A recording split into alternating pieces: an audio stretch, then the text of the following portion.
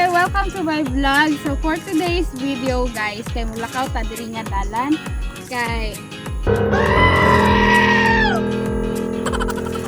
atong ihatod atong ang pinakagwapang amiga sa ilang balay kay ganiyang buntag gikan siya sa amon. Nami gibuhat dito na. Ang mo ra to. So let's go.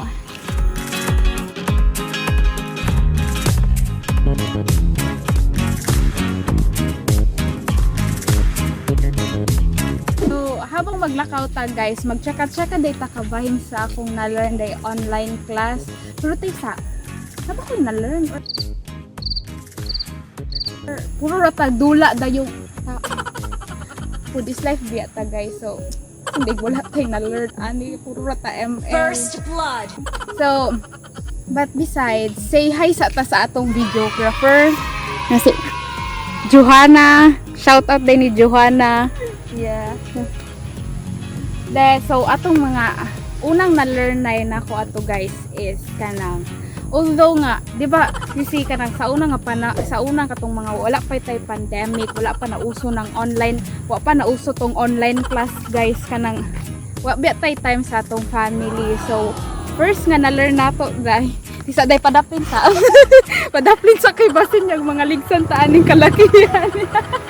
So ang na-learn din nako guys is kuan siya kanang we have to have a bonding with the family, or we have to kanang naa jud dapat tay time para sa ato ang kuan, para sa atong pamilya kay like kanang cherish your life, cherish gud ang life nga kauban nimo ang imong pamilya kay di ba you see katong sa unang wala pa online class, katong wala pa tay virtual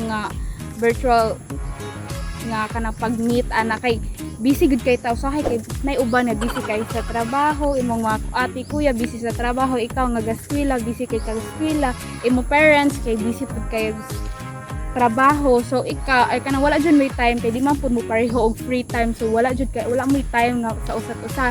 So in the midst of pandemic and in the help pud sa online class, especially the fuel program sa kanang Foundation University, nagka-time ta nga natay kanang family bonding kay kanang naraman puntas balay after class pwede ta mag-bond with them, eat with them, dinner with them ana. So nakanatay kanang mura siya kanang kuan kanang nanatay time para sa atong family ana nga atong pandemic dito ko naka-realize nga even sa kanang lisod kayo ang time nga makuha og free time sa kanang sa imuhang tanang gibuhat. So katong tungod sa kanang pandemic nagka-bonding ni family and kanang magbuhat nimo na pwede mo magkanang kuan movie marathon dayong kanang pwede mo nga mag-eat mo together kay sa una kanang busy kaayo mo anang wala pa pandemic, di mo maka dinner together, di mo makakaon together kay kanang busy kay so nay usahay mauna na usay maulahi og kaon ana. So usa to sa mga na-learn nako nga dapat mag-bond with mo family kay para like ma-build inyong relationship as a whole family. So second is kuan trust in God and pray. Kay katong sa unang wala pay pandemic kana wa jud kay free nga time para makitalk ni God. So through prayers, di ba, makatalk man ka, maka-communicate ka ni God through prayers. So katong kuan kanang pandemic halos jud na pa nang tawag ampo nga mawala na ang virus and then mag-ampo nga free na tanan. So kaning kisa kay nakatawa ko atong nagbutol ni Lini.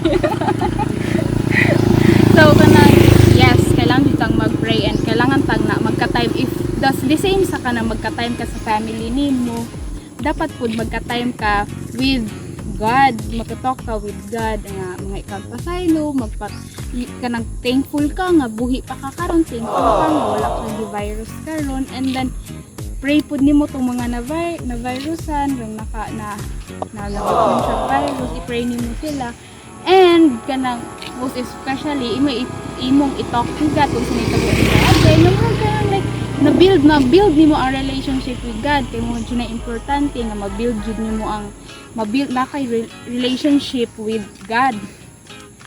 And yes.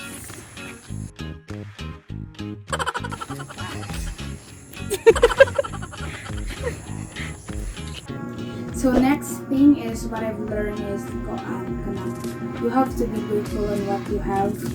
Like dili tanan mga fortunate enough nga kung sina ka na po nila na uban dito nga dili jud sila fortunate enough nga dili sila ka apilog sa klase and then fuel program sa foundation University helps a lot of college student na opportunity to study, opportunity nga mag-eskwela even though natas in the middle of pandemic nga it's hard for us nga magka face to face of klase. So we are fortunate enough and you have to be grateful enough nga you're one of the student na naka-avail sa fuel program sa Foundation University. So that's all for today, guys, and hope to see you in my next video. Let's talk more about my experience and learnings in the midst of the pandemic. And if you haven't subscribed yet, please don't forget to subscribe and hit the notification bell down below so that you'll be updated on my new videos to be posted soon. And please hit the like and comment down below for more suggestion and comment everything you want. Have a good day, guys. Bye.